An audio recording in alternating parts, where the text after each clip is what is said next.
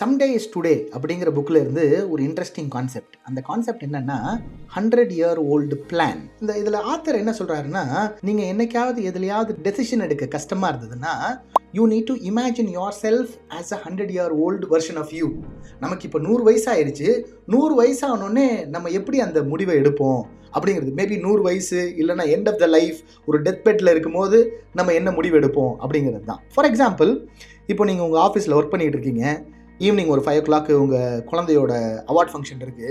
இப்போ நீங்கள் இன்னும் ஒரு 2-3 மணி நேரம் ஒர்க் பண்ணி ஒர்க்கை முடிச்சுட்டு போகிறதா, இல்லை உங்கள் குழந்தையோட அவார்ட் ஃபங்க்ஷனை போய் அட்டன் பண்ணுறதா அப்படின்னு முடிவு எடுக்கணும்னா எதை முடிவெடுப்பீங்க? We are in our death bed or in the end of our life. What would you actually remember?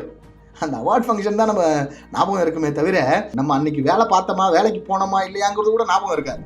So you need to give priority to the important moments in your life.